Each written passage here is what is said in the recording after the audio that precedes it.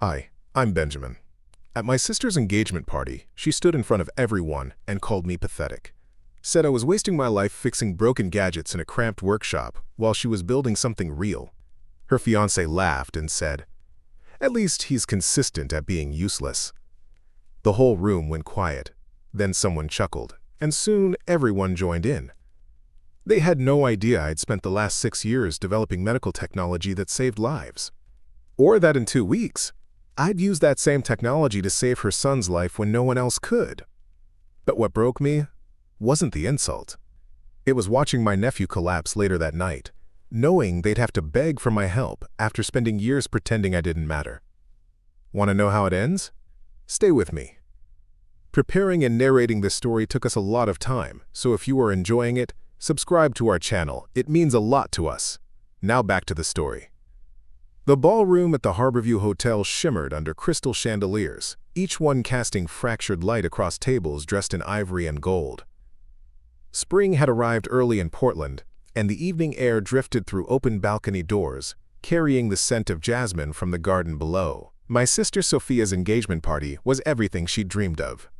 Elegant, expensive, and meticulously curated to impress. I stood near the back, close to the bar, nursing a glass of water. My hands were clean, scrubbed raw from the industrial soap I used at the workshop, but I could still see the faint stain of solder residue under my thumbnail. I'd closed the shop early to make it here, locking up the small storefront on Hawthorne Street, where I spent most of my waking hours bent over circuit boards and tangled wires. The room buzzed with conversation: lawyers, real estate agents, venture capitalists, people whose shoes cost more than my monthly rent. I recognized a few faces from family gatherings over the years, but most were strangers. Sophia's world had expanded far beyond mine, and she made sure everyone knew it. "Ladies and gentlemen," a voice called out, smooth and practiced. It was Trevor, Sophia's fiancé. Tall, polished, with the kind of confidence that came from never being told no. He stood at the front of the room, microphone in hand, grinning like he'd already won something. "Before we get to the toasts, I just want to take a moment to thank everyone for being here tonight. This is a celebration of love, success, and family." He paused for effect, letting the applause ripple through the crowd. "And speaking of family," he continued, his eyes scanning the room until they landed on me, "we're lucky to have Sophia's brother Benjamin here tonight, all the way from his little repair shop." A few polite chuckles. I felt the heat rise in my chest but kept my face neutral. Sophia stepped forward, her dress catching the light, diamonds glinting at her throat. She looked radiant, confident, untouchable. She took the microphone from Trevor, her smile wide but sharp. "Ben's always been the creative one in the family," she said, her tone light but edged with something colder. "While I was building my career in tech consulting, he was tinkering with broken phones and old laptops. It's sweet, really. Everyone needs a hobby." More laughter, louder this time. I shifted my weight, fingers tightening around the glass in my hand. "But let's be honest," Sophia continued, turning to face me directly now. "It's a little pathetic, isn't it? I mean, Ben, you're 34. Still in that cramped workshop, still fixing other people's mistakes instead of building something real." The room went silent. Not the comfortable kind of silence, but the kind that settles when someone crosses a line and no one knows whether to laugh or look away. Trevor leaned in, whispering something in her ear. She nodded, then added, "I love you, little brother, but maybe it's time to grow up." The laughter that followed felt like a slap. I could see my mother at a nearby table, eyes down, pretending to adjust her napkin. My uncle stared into his drink. No one said a word in my defense. Trevor took the microphone back. "At least he's consistent at being useless," he said with a grin, and the room erupted again. I didn't move. I stood there, rooted to the floor, feeling every eye in the room flicker toward me, then quickly away. Judgment, pity, amusement. It all blurred together. Sophia raised her glass. "To family," she said, looking everywhere but at me. "To family," the room echoed. I didn't raise mine. Instead, I set the glass down on the bar behind me, the clink of it barely audible over the renewed chatter. My jaw was tight, my breathing shallow. This wasn't the first time Sophia had made me the punchline. But tonight, in front of all these people, it felt different. It felt deliberate. I turned and walked toward the balcony, needing air, needing distance. Behind me, the party continued without missing a beat. Music started up again, a string quartet playing something light and forgettable. Waiters moved between tables with trays of champagne and hors d'oeuvre. No one followed me outside. The balcony overlooked the Willamette River, the water dark and slow beneath the city lights. I leaned against the railing, letting the cool air fill my lungs. My hands trembled, not from anger but from something deeper, something older. Sophia had always been the golden one. Straight A's, full scholarship to Stanford, job offers before she even graduated. I was the one who barely made it through community college, who dropped out to take care of our father when he got sick, who stayed behind while she climbed. And when Dad died, she didn't come home for the funeral, said she had a big presentation, said he would have understood. I stayed, I handled everything. The bills, the service, the endless paperwork. And when it was over, I took the small inheritance he left me and poured it into something I believed in. Not a repair shop. That was just the front. For the last 6 years, I've been working on something else entirely, something Sophia knew nothing about. Something no one in that ballroom could even begin to understand. But tonight wasn't about that. Tonight was about enduring, about staying quiet, about letting her have her moment even if it meant becoming invisible.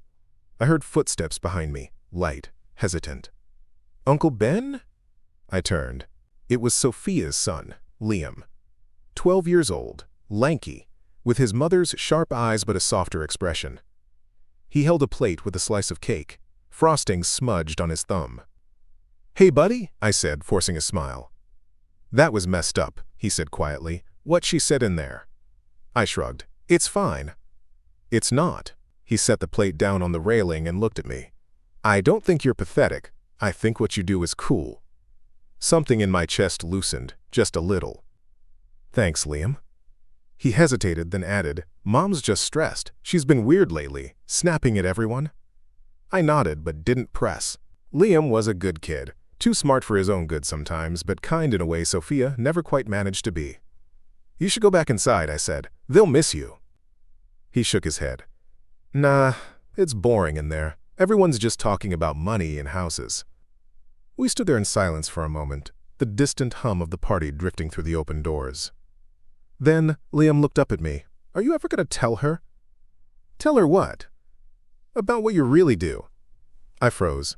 "What do you mean?" He shrugged, picking at the cake with his fork. "I saw the article online, about the medical device startup. Your name was on it. Benjamin Caldwell, co-founder of something called Neuropulse Systems." My heart thudded in my chest. "You weren't supposed to see that." "I Googled you," he admitted. "After Mom said all that stuff about you wasting your life, I wanted to know if it was true." I didn't know what to say. "Why don't you just tell her?" he asked. I looked out at the river, at the lights reflecting off the water like scattered stars. "Because it's not about proving her wrong," I said finally. "It's about doing the work. The rest doesn't matter." Liam frowned. "But she thinks you're a loser." "I know. Doesn't that bother you?" "It used to." He studied me for a long moment, then nodded slowly, like he understood something I hadn't said out loud. "Come on," I said, ruffling his hair.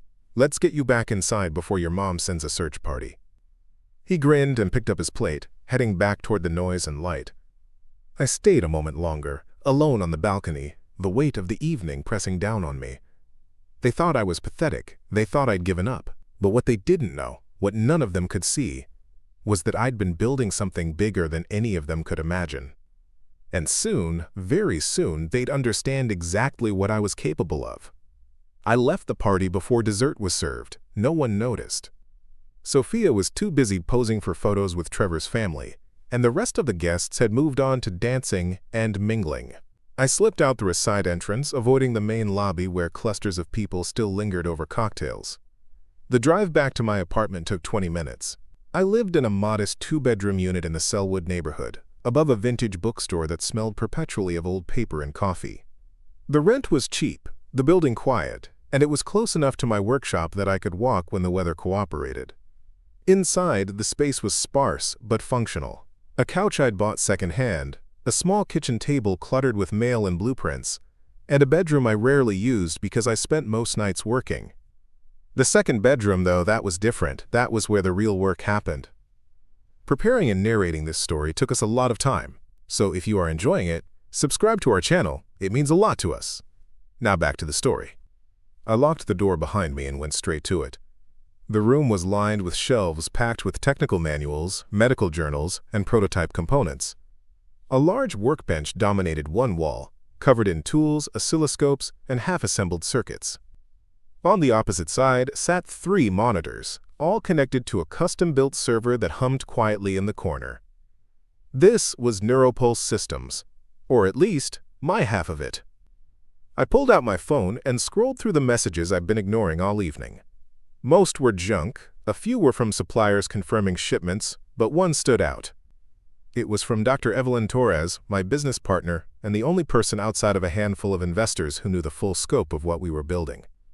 Ben, we got FDA provisional approval. Phase 3 trials start next month. This is happening. I read it twice, then set the phone down and sank into the chair at my desk. 6 years. 6 years of late nights, failed prototypes, maxed out credit cards, and rejected grant applications. 6 years of people like Sophia looking at me like I was wasting my life. And now, we were on the verge of something that could change everything. Neuropulse wasn't a repair shop side project. It was a medical device company specializing in non-invasive neural stimulation technology. The kind of tech that could help people with epilepsy, Parkinson's, chronic migraines, even certain types of traumatic brain injuries. The kind of tech that could save lives. Our flagship device, the NP7, was a wearable headset that used targeted electromagnetic pulses to regulate neural activity. It was portable, affordable, and most importantly, it worked. We'd already run 2 successful trial phases with patients who'd seen significant improvement in symptom management. But none of that mattered to Sophia. She didn't know about any of it. I'd kept it quiet on purpose, not out of spite, but out of necessity. The moment I'd told her I was dropping out of school to take care of Dad, she'd written me off. Said I was throwing my life away. Said I'd never amount to anything. So I stopped trying to prove her wrong. I just kept working. Dr. Torres and I had met at a tech meetup 5 years ago. She was a neurologist frustrated with the limitations of existing treatment options. I was an engineer with a background in signal processing and a personal stake in the problem. My father had suffered from seizures in his final years, and watching him struggle, watching the medications fail had lit a fire in me. We started collaborating. Small experiments at first, then bigger ones. We applied for grants, most of which got rejected. We pitched to investors, most of whom didn't take us seriously. But a few did. Enough to keep us afloat. And now, after years of grinding, we were finally breaking through. I opened my laptop and pulled up the latest data from our trial patients. Response rates were strong. Side effects were minimal. The device was performing even better than we'd hoped. My phone buzzed again. Another message, this time from an unknown number. Saw you at the party tonight. Didn't realize Sophia's brother was the Benjamin Caldwell. Small world. I frowned. Who was this? A second message followed. Don't worry, I won't blow your cover. But you should tell her. She's going to feel like an idiot when she finds out. I stared at the screen, trying to place the number. Then it clicked. It had to be someone from Trevor's circle. Maybe one of his business school buddies, or a colleague from Sophia's firm. Someone who'd done their homework. I didn't respond. Instead, I set the phone aside and turned back to the monitors. Telling Sophia wasn't the point. It never had been. This wasn't about revenge or validation. It was about the work. About building something that mattered. But as I sat there staring at the data on the screen, I couldn't help but think about her words. Pathetic, wasting my life, fixing other people's mistakes. She had no idea. None of them did. The workshop on Hawthorne Street was exactly what it looked like. A small storefront where I repaired electronics for walk-in customers. Phones, laptops, gaming consoles, anything with a circuit board. It paid the bills and gave me a legitimate cover for the hours I spent holed up in the back room working on prototypes. Most of my customers were students or low-income folks who couldn't afford to replace their devices. I charged fair prices, sometimes less than fair if I knew someone was struggling. It wasn't about the money. It was about staying grounded, staying connected to the kind of people who actually needed what I was building. Sophia saw that and assumed it was all I had. She saw the worn-out sign, the cluttered counter, the grease-stained workbench, and she made up her mind. She never asked what else I was doing, never wondered why I worked such long hours, never considered that maybe, just maybe, I was onto something. That was the part that stung, not the insults, but the fact that she never even thought to ask. I thought back to Liam on the balcony. The kid had figured it out in 5 minutes of Googling. He'd seen the articles, read between the lines, and come to me with questions. Sophia couldn't be bothered. A notification popped up on one of the monitors. It was an email from Dr. Torres, forwarding a news article. The headline read, "Portland startup receives FDA green light for revolutionary neural device." My stomach dropped. We hadn't authorized a press release yet. The approval was supposed to stay under wraps until we finalized manufacturing partnerships. But someone had leaked it. I scanned the article. It was brief, mostly speculative, but it mentioned Neuropulse by name. It mentioned me by name. My phone buzzed again. This time, it was Dr. Torres calling. I answered. "Evelyn." "Did you see it?" she asked, her voice tight. "Just now." Someone at the FDA must have talked. The story's already getting picked up by medtech blogs. "How bad is it?" "Not bad, actually. It's good press. But it's going to draw attention. Are you ready for that?" I leaned back in my chair, running a hand through my hair. "I don't know." "Ben, this is what we've been working toward. Let people know. Let them see what you've built. It's not about me." "Maybe not. But you're the face of this company whether you like it or not. And frankly, after everything you've put into this, you deserve the recognition." I didn't respond. She sighed. "Just think about it. We've got interviews lined up next week. Investors want to meet. This is the moment, Ben. Don't hide from it." We hung up, and I sat in the quiet hum of the room, staring at the article on the screen. Sophia would see this eventually. Maybe not today, maybe not tomorrow, but soon. And when she did, everything would change. But what she didn't know yet, what none of them knew, was that in less than 2 weeks, the device I'd built, the one she'd mocked me for working on, would save her son's life. And by then, it would be too late for apologies. The morning after the engagement party, I woke to 17 missed calls. Most were from numbers I didn't recognize, a few were from Dr. Torres, and one was from my mother. I ignored all of them, except the last. "Ben, honey, are you okay?" she asked the moment I called back. Her voice was soft, careful, like she was approaching a wounded animal. "I'm fine, Mom." "That business last night," what Sophia said, it wasn't right. I leaned against the kitchen counter, staring at the coffee maker as it sputtered to life. "It's not the first time." She was quiet for a moment. "I know, but that doesn't make it okay." I didn't respond. There wasn't much to say. My mother had always been caught between us, trying to keep the peace, trying to hold the family together, even when it was clear the seams had already split. "She's under a lot of pressure," Mom continued, her tone shifting into the familiar territory of excuses. "Planning the wedding, the new house, Trevor's family expectations. That's not an excuse to humiliate me in front of 100 people. I know. I wish you two could find a way to get along." I poured the coffee into a chipped mug, the steam rising in lazy spirals. "We used to. I remember. But that was a long time ago, before Dad got sick, before everything changed. Sophia and I had been close once, not in the way siblings are supposed to be, where they fight over toys and steal each other's clothes, but in a quieter way. She was 8 years older, already in high school, when I was still learning to read. She used to help me with homework, let me tag along to the arcade, teach me how to fix things when they broke. She was the one who gave me my first soldering iron. I was 11, fascinated by how things worked, always taking apart radios and remote controls just to see the guts inside.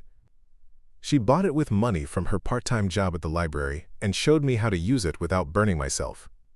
"You're good at this," she'd said, watching me reconnect a wire on an old alarm clock. "You see things other people don't." That was before Stanford. Before the scholarships and the internships and the life she built on the other side of the country. Before she came back different.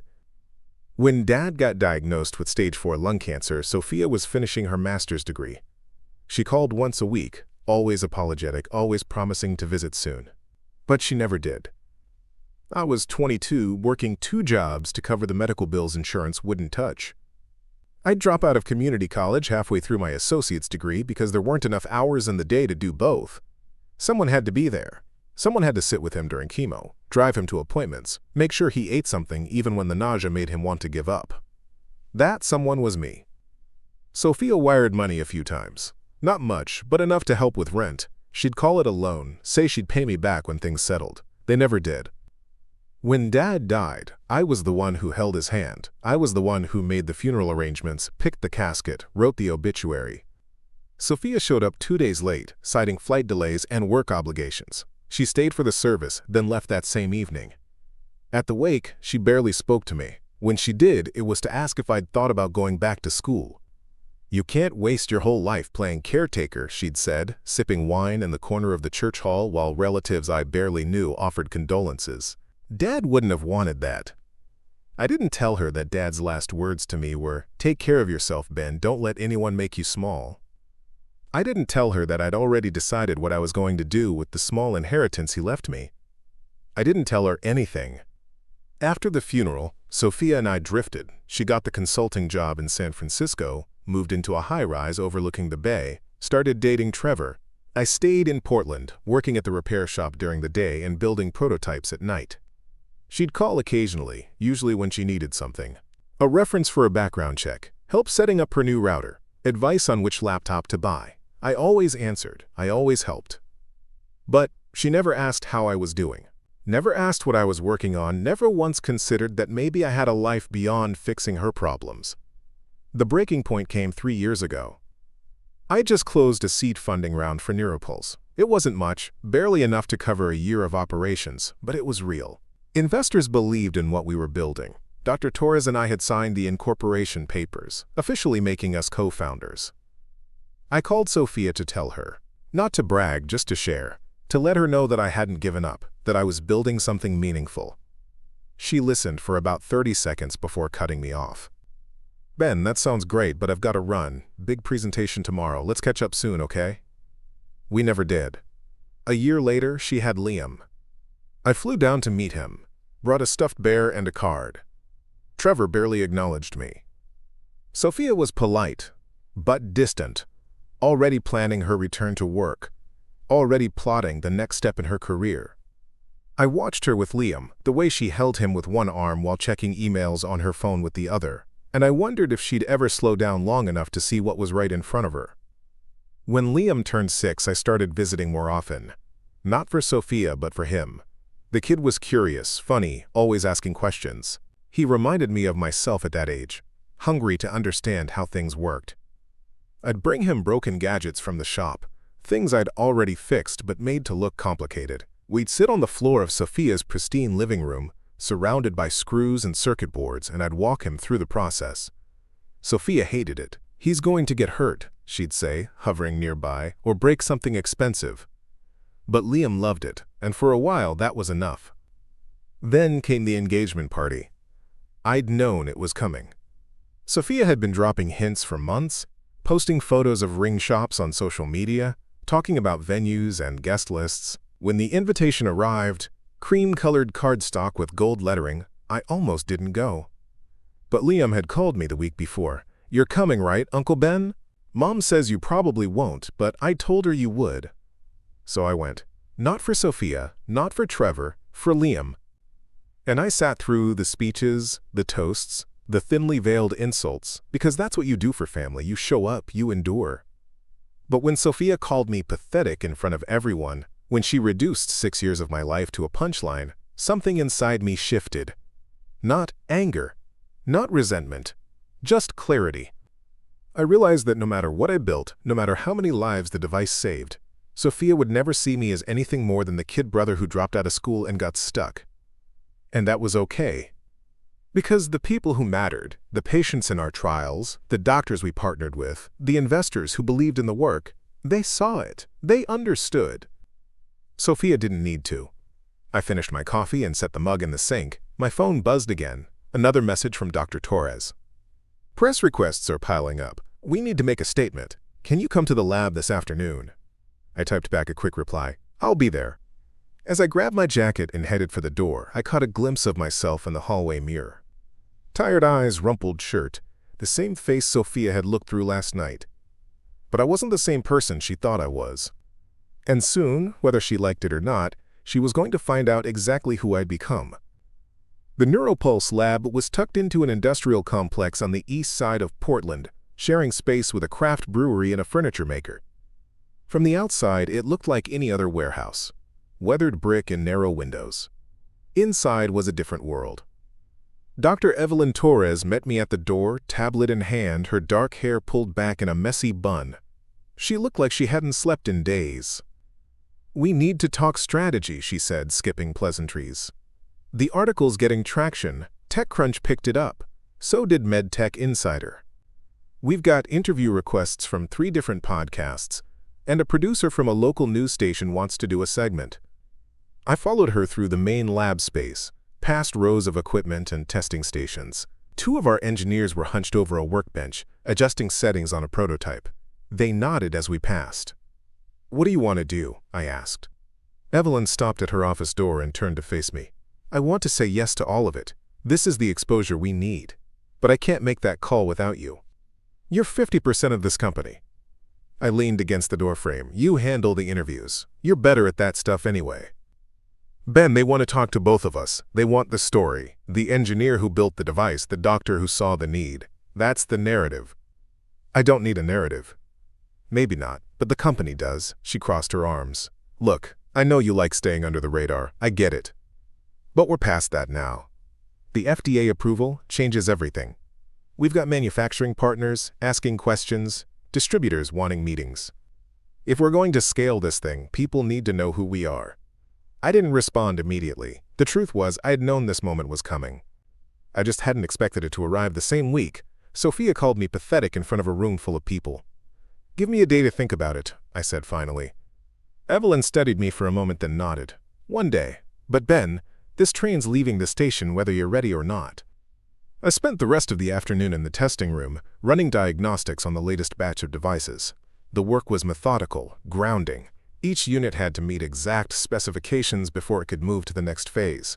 Frequency calibration, pulse duration, safety thresholds. There was no room for error.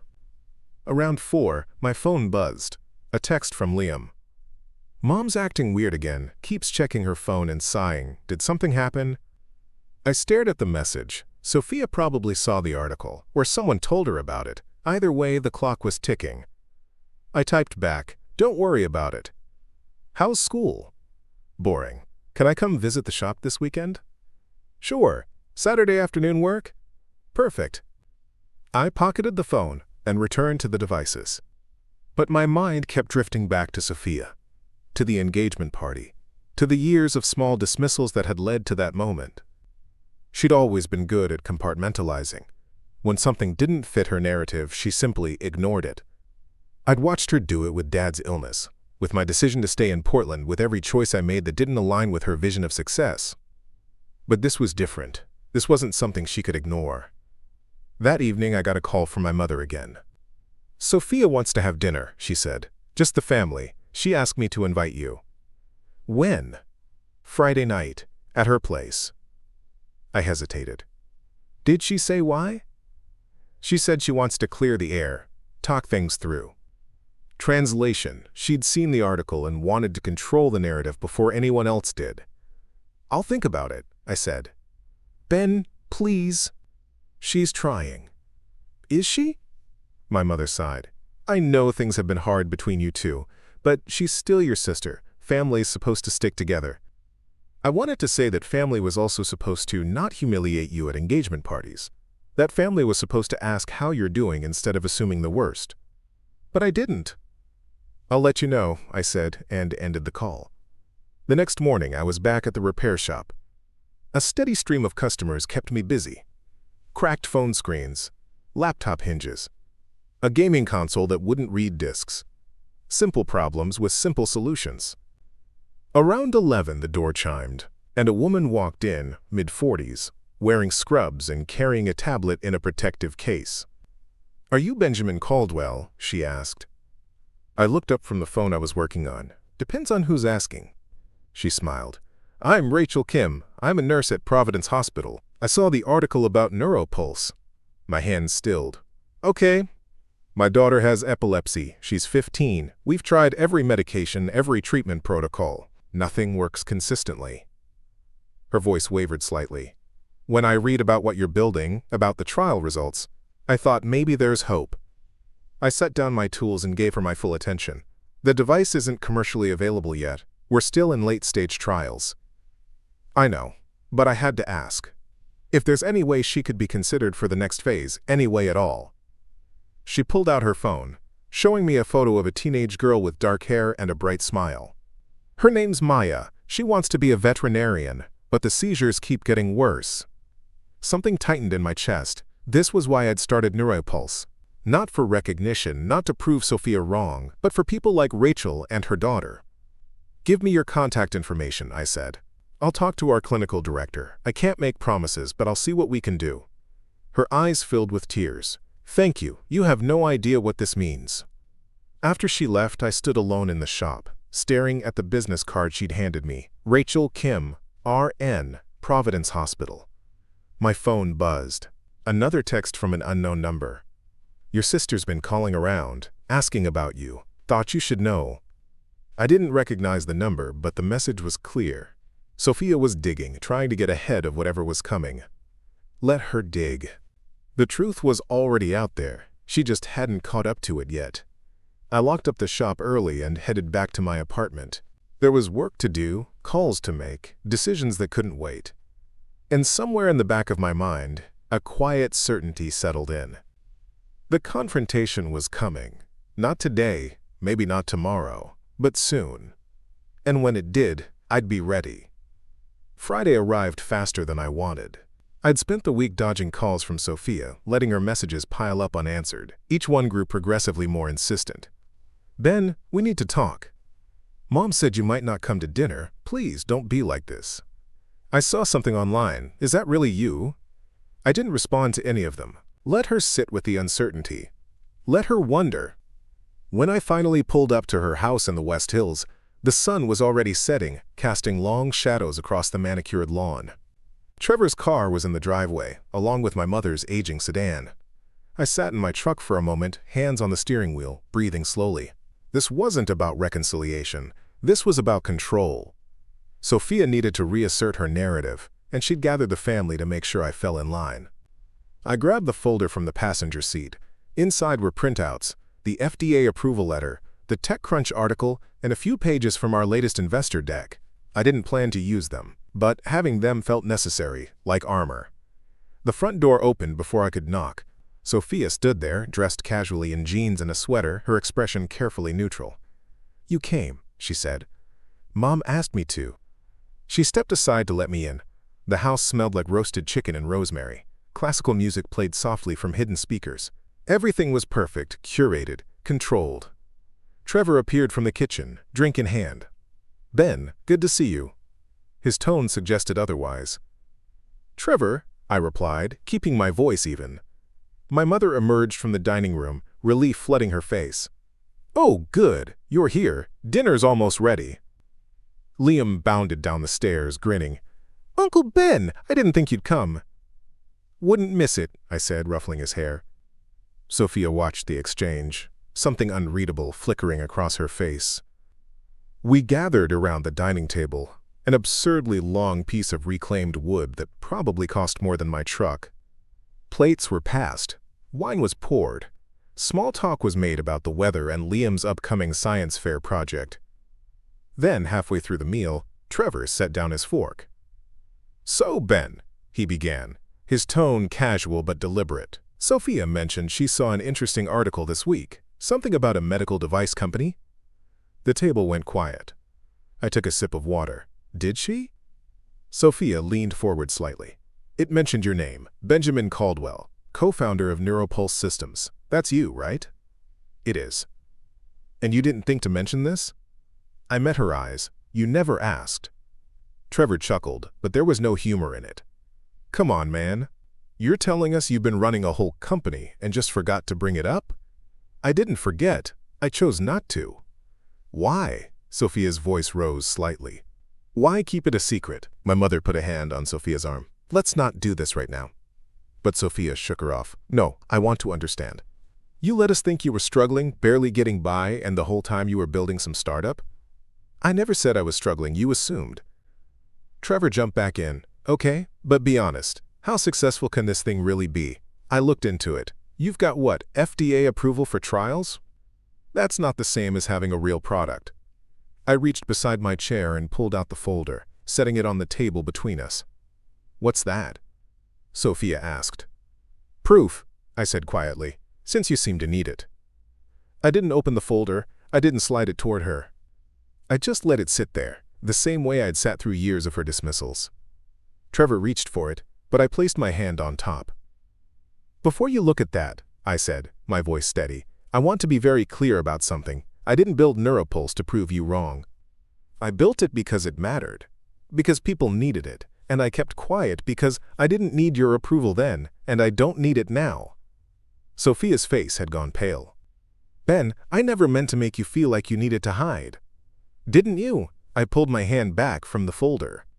Last week you called me pathetic in front of 100 people. You said I was wasting my life fixing broken gadgets. You made me the punchline. I was joking.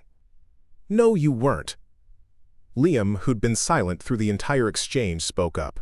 Mom, he's right. It wasn't a joke. Sophia turned to him, startled. Liam, stay out of this.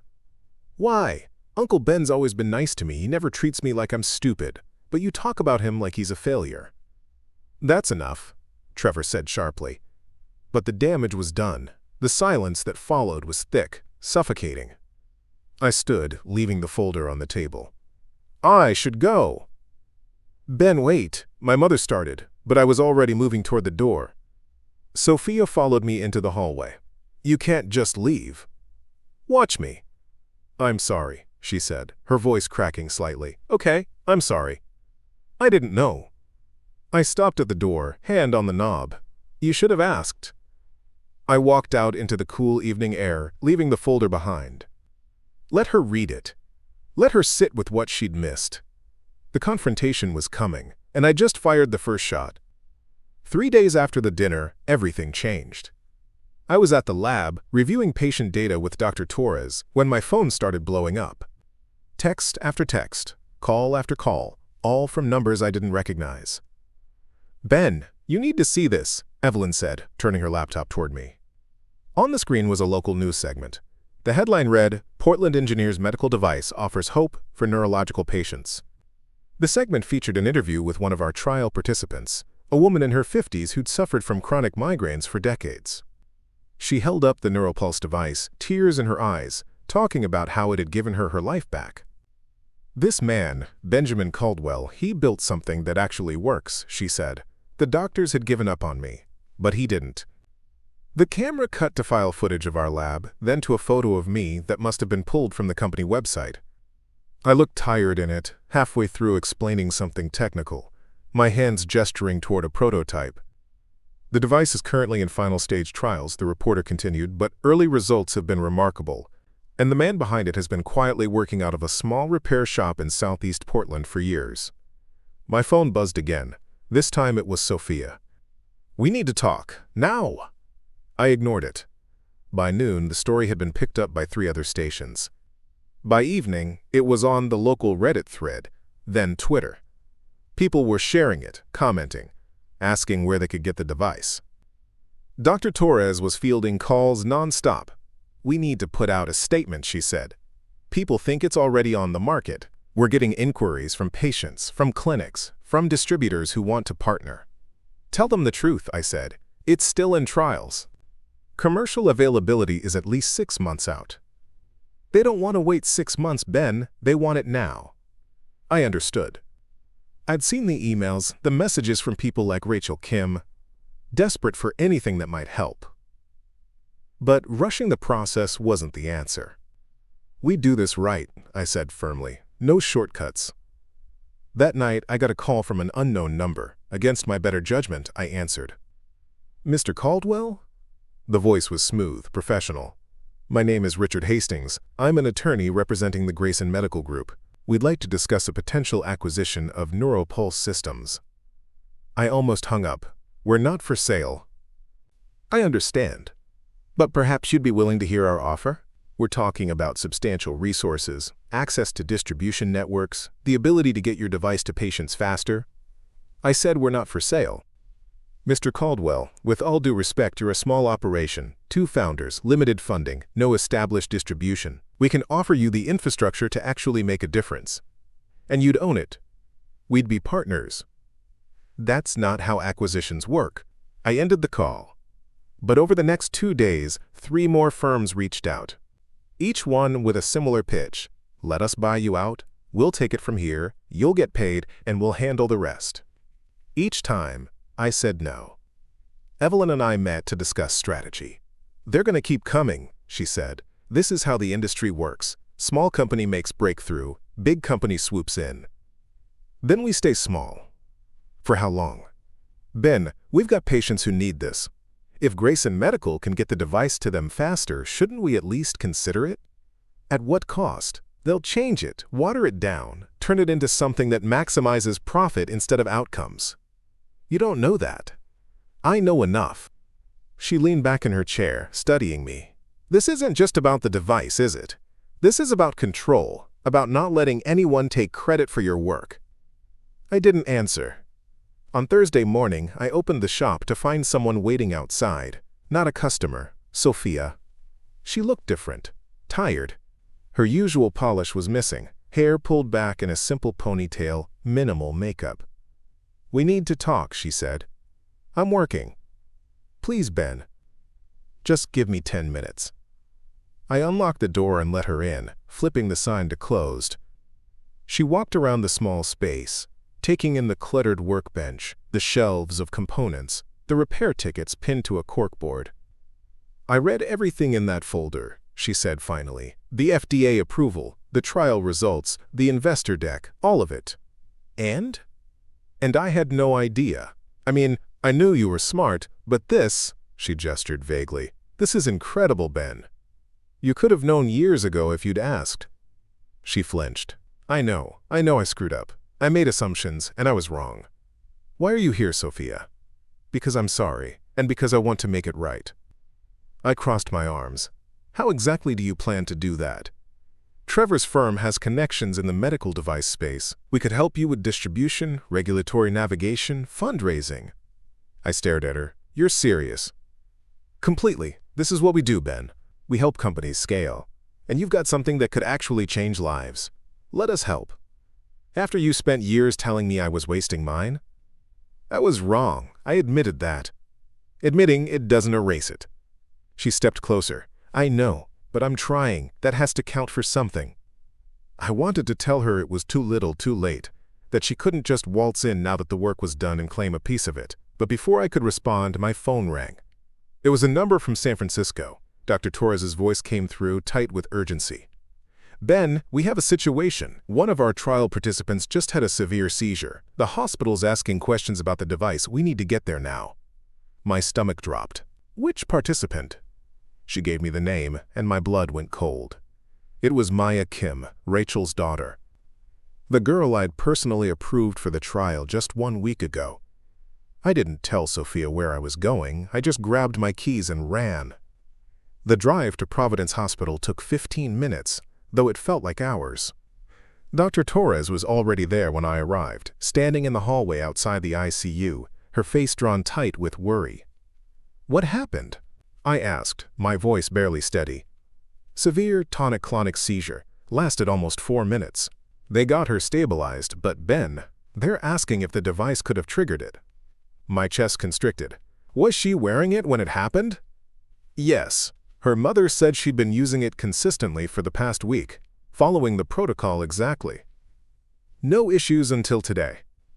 I ran a hand through my hair, trying to think clearly. We need to see the device, run diagnostics, check the settings, the calibration, everything.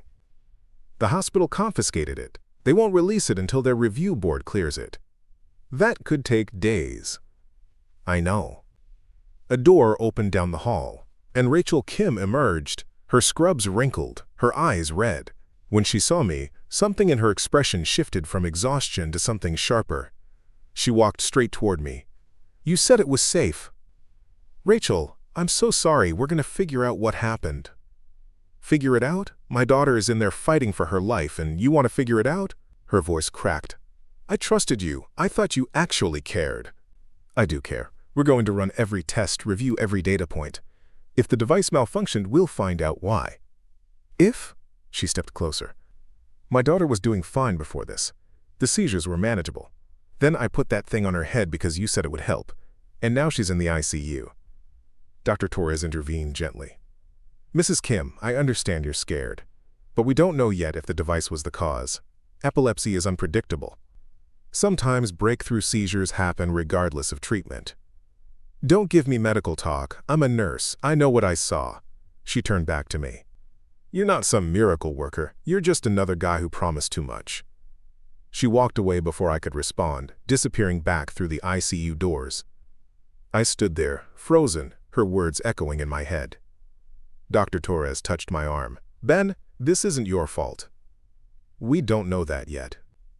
The data from the other participants has been solid, no adverse events, no complications. This could be completely unrelated. Or it could be a flaw we missed. Something in the calibration, the frequency modulation, the pulse timing.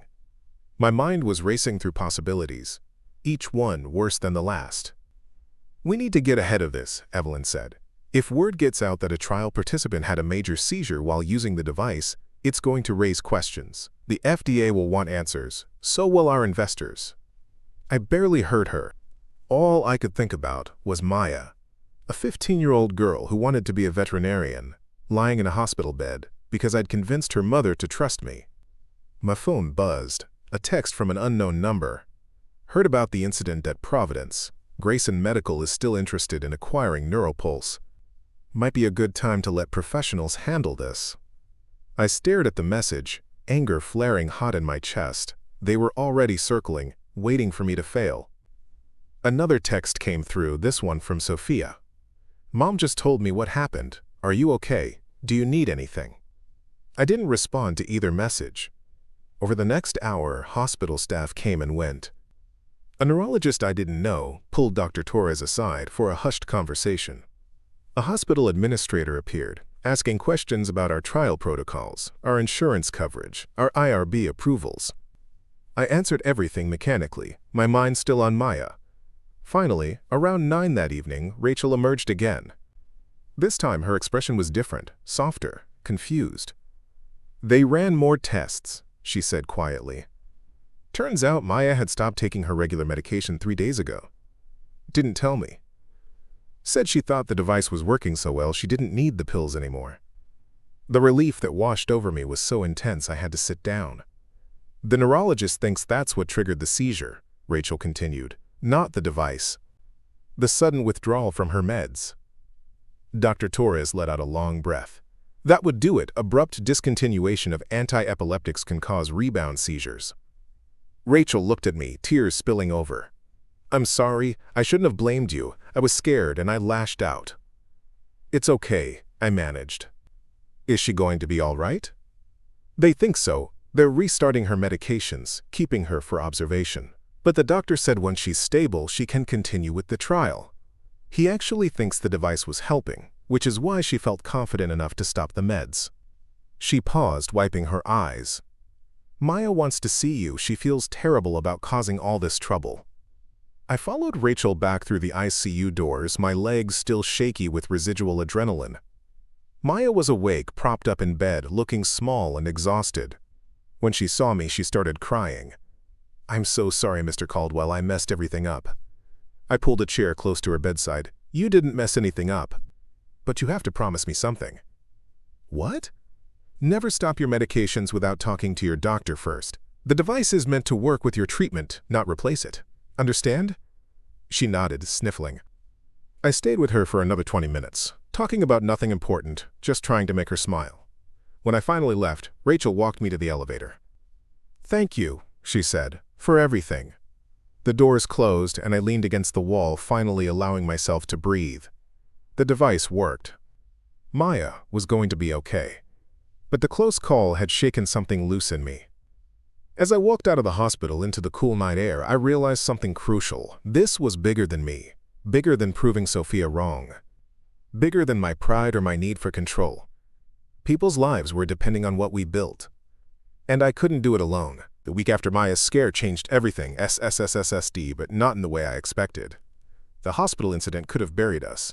One adverse event, even one that turned out to be unrelated to the device, was enough to spook investors, delay FDA approval, and send patients running. But the opposite happened. Rachel Kim wrote a post on a patient advocacy forum explaining what had really occurred.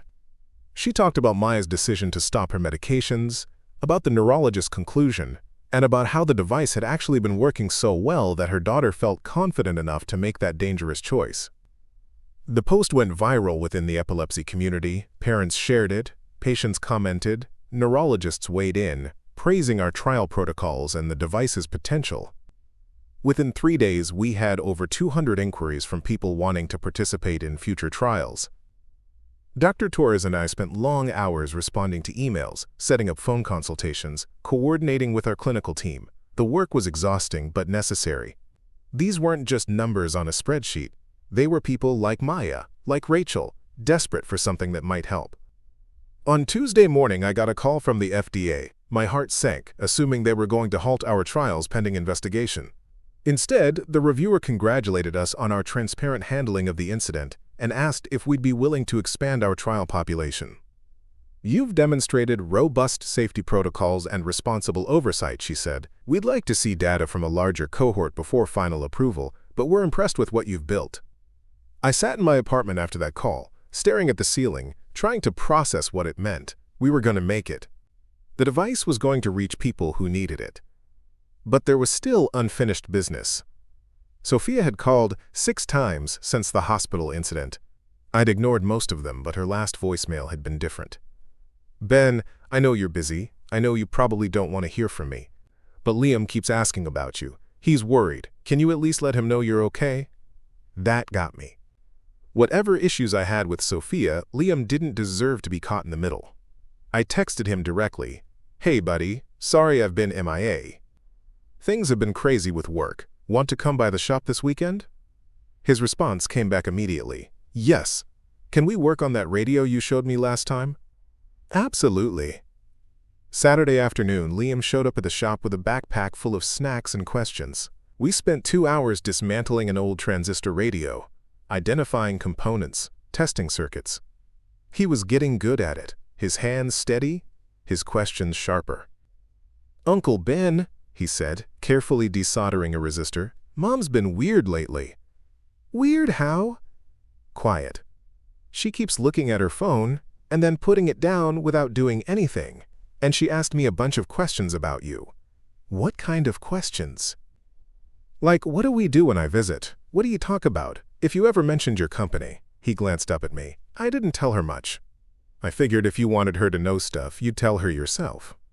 I felt a surge of affection for this kid. "Thanks, Liam. Are you mad at her?" I considered the question carefully. "No, not mad, just tired of being underestimated." He nodded like he understood. "She does that to me too sometimes. Treats me like I'm still little." "You're smarter than most adults I know." He grinned. "Does that include Mom?" "Especially your mom." We worked in comfortable silence for a while. The only sounds, the soft music from the radio in the corner, and the occasional click of tools against metal. Then Liam said quietly, "She wants to apologize, like really apologize, but I think she's scared you won't listen." "Why do you think that?" "Because she knows she messed up, and Mom doesn't handle that well. She's used to being right about everything." Out of the mouths of 12-year-olds. "What do you think I should do?" I asked. He looked at me seriously. "I think you should let her try, even if you don't forgive her right away. At least hear her out." I ruffled his hair. "When did you get so wise?" "I've always been wise. You just noticed." That evening, after Liam left, I finally returned Sophia's call. She answered on the first ring. "Ben." "Sophia." A pause. "Thank you for calling back. Liam said you wanted to talk." "I do. Can we meet? Just the 2 of us?" I hesitated. "Where?" "Anywhere you want. Your choice." There's a coffee shop near the shop, Brewhaven. Tomorrow morning, 9? I'll be there. The next morning, I arrived early and claimed a table in the back corner. The place was quiet, just a few people working on laptops and an older couple sharing a pastry by the window. Sophia walked in exactly at 9, looking nervous. She ordered something at the counter, then made her way over, sliding into the seat across from me. "Thanks for coming," she said. "You said you wanted to talk." She wrapped her hands around her coffee cup, not drinking, just holding it like an anchor. "I've been thinking a lot about the engagement party, about what I said." "Okay." It was cruel, and it wasn't even true. I called you pathetic when the truth is, I was jealous. I blinked. Jealous? You've always been able to just do things, Ben. Without needing approval, without needing validation. You dropped out of school to take care of Dad, and everyone criticized you for it. But you didn't care. You just did what needed to be done. "You weren't there," I said quietly. "You don't know what that was like." "I know, and I've carried that guilt for years. I told myself I was building a career, that Dad would have wanted me to focus on my future. But the truth is, I was scared. Scared of watching him die, scared of not being able to fix it, so I stayed away and let you handle it alone." Her voice cracked slightly. "And then after he died, I couldn't face what I'd done. So I convinced myself you'd made the wrong choice. That you'd thrown your life away. Because if I believed that, then I didn't have to feel guilty about not being there. I didn't know what to say.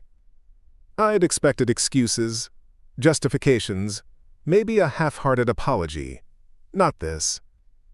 When I saw that article about Neuropulse," she continued, "when I realized what you'd been building all these years while I was dismissing you, it shattered something.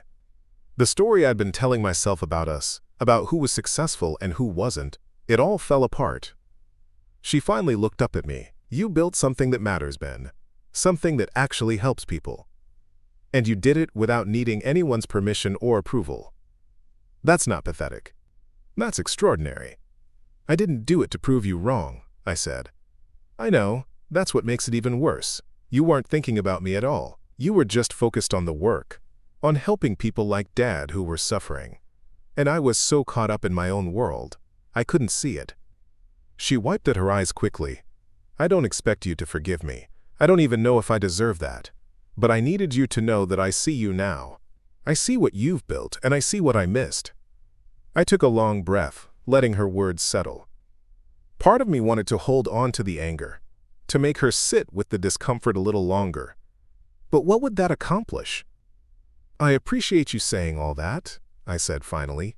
"But Sophia, this can't just be words. If we're going to have any kind of relationship going forward, things have to actually change." "I know. That means asking questions instead of making assumptions. That means showing up, not just when it's convenient or when you need something, but consistently." "I will, I promise. And it means respecting that my path looks different from yours. That success doesn't have to look like corner offices and six-figure salaries." She nodded. "I understand." We sat in silence for a moment, the coffee shop humming softly around us. Then Sophia said, "Trevor and I talked about the offer to help with Neuropulse. I'm not interested in being acquired or absorbed into someone else's company." "That's not what I meant. I was thinking more like advisory support. Connections, introductions, strategic guidance, no strings attached, no equity, no control. Just helping because you're my brother and I want to see you succeed." I studied her face, looking for the angle, the hidden agenda, but all I saw was sincerity. "Let me think about it," I said. "That's all I'm asking." Over the next few weeks, something shifted between us. Sophia started texting regularly, not with questions about the company, but just to check in. She sent articles she thought I'd find interesting. She invited me to dinner, no Trevor, no big production, just the three of them and take-out pizza. I went. And it was surprisingly normal. Liam monopolized most of the conversation, talking about his science fair project, a working model of a water filtration system. Sophia listened, asked questions, didn't interrupt. It was a small thing, but I noticed it. At one point, while Liam was in the other room getting more soda, Sophia turned to me.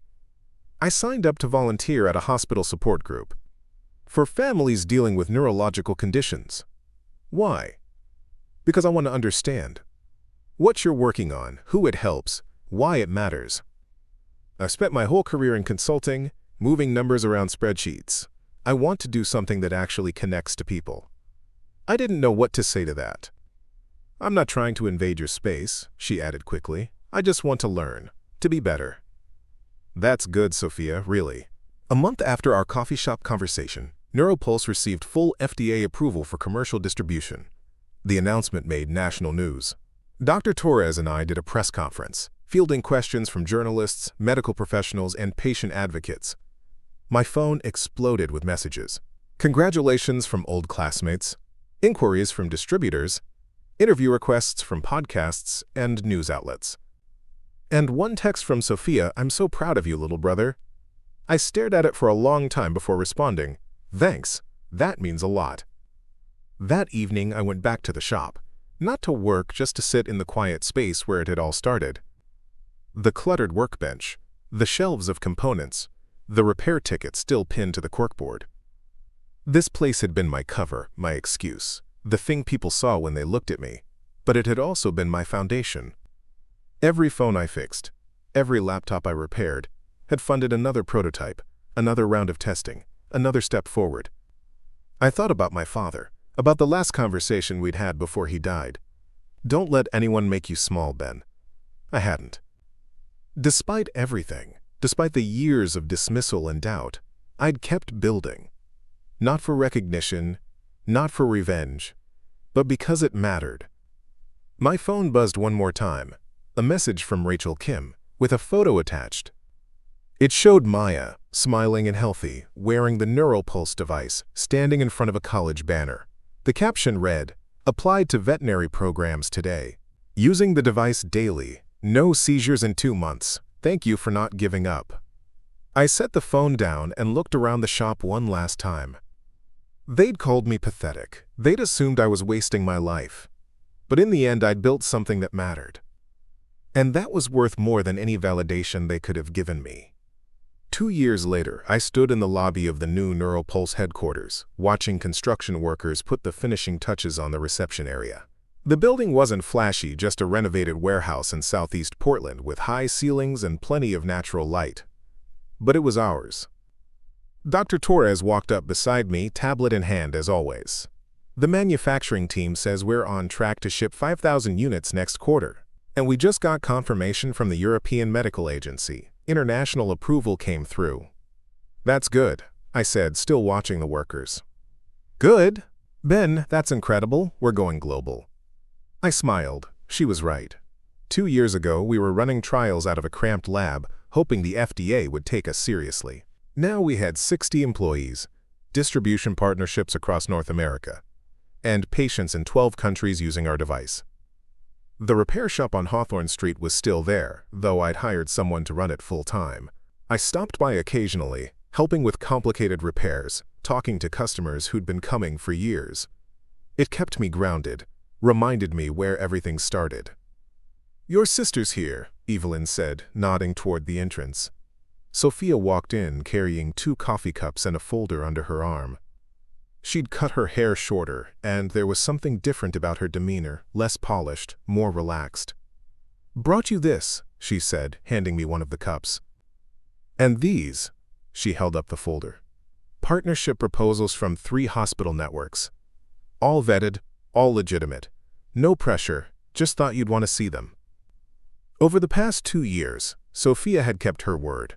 She'd connected us with contacts, offered strategic advice when asked, and never once pushed for control or credit.